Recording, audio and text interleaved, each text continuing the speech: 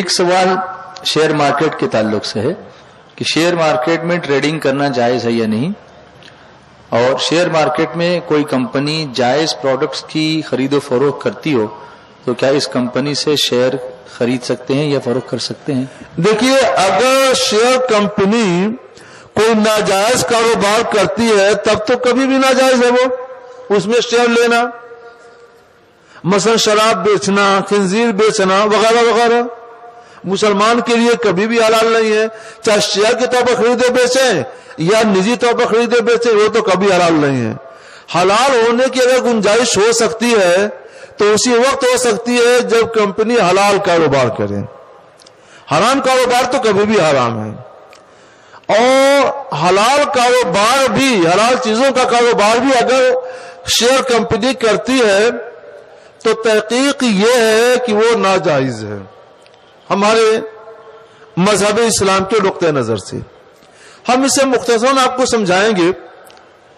Share یہ دو طرح کے ہوتے ہیں، equity share, preference share. Equity share میں یہ ہوتا ہے کہ شیئر دار جتنے بھی ہوتے ہیں سب نفع اور نقصان دونوں میں برابر کے شریک ہوتے ہیں۔ تو اسلام میں ایسے ایکویٹی شیئر کو شرکت عنان کہا جاتا ہے، اور شرکت عنان اسلام میں جائز ہے اور اس کا جائز ہونا حدیثوں سے ثابت ہے۔ اگر بات یہیں تک ہوتی تو ہم کھلے دل سے اس کی اجازت دیتے، کیونکہ اسلامی قانونی کتابیں اس کی اجازت دیتی ہیں، سرکار کی حدیثیں اس کی اجازت دیتی ہیں۔ مگر ایک قدم اور آگے بڑھیے تو دوسرا شیئر ہے پریفرنس شیئر۔ پریفرنس شیئر حقیقت میں شیئر نہیں ہوتا ہے، اس کا نام تو شیئر کا ہے مگر حقیقت میں معاملہ قرض اور سود کا ہے۔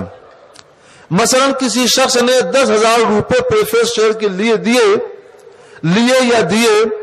تو اس کا مطلب یہ ہوا کہ اس نے کمپنی کو 10,000 روپے قرض دیے، اور آج ہی سے اس کو یہ معلوم ہے کہ ایک سال پر 10,000 روپے پر اس کو 10% نفع مل کر سال میں 11,000 روپے ملیں گے۔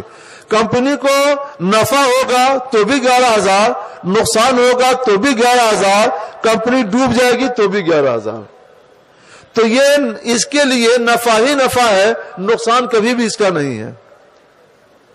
دریا کو اپنی موج کی طغیانیوں سے کام، کشتی کسی کی پار ہو کہ درمیان رہے۔ اس سے کوئی مطلب نہیں ہے کہ شیئر کمپنی کی کشتی راستے میں ڈوب جا رہی ہے، پھنس جا رہی ہے یا آگے نکل رہی ہے، کوئی مطلب نہیں۔ اس کا مطلب صرف اتنا ہے کہ اس کو اس کا نفع ملنا چاہیے 1,000 روپیہ، اس کا اپنا الو سیدھا رہے۔ تو اس کو کمپنی والے کہتے ہیں پریفرنس شیئر، ترجیحی شیئر۔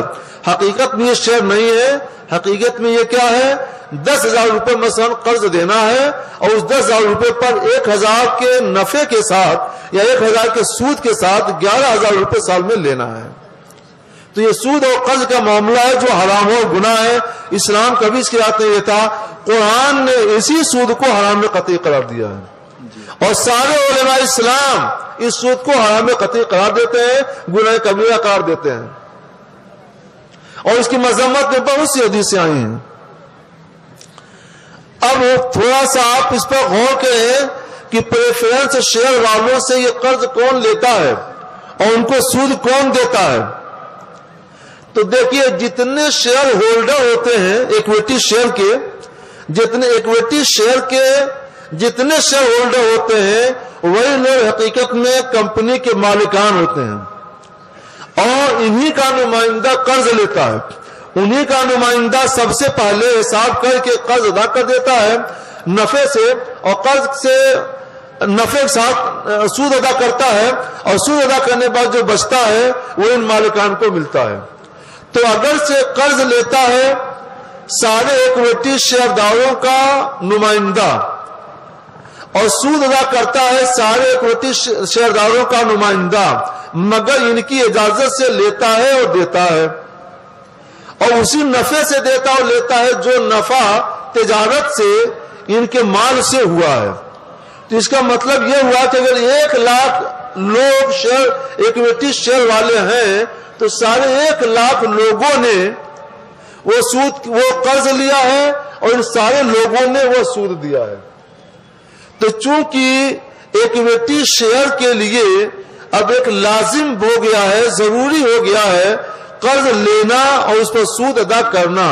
اس کے بغیر اکویٹی شیئر والے شیئر بازار میں، شیئر کمپنی میں اکویٹی شیئر کا کاروبار کر ہی نہیں سکتے، بچ ہی نہیں سکتے ہیں.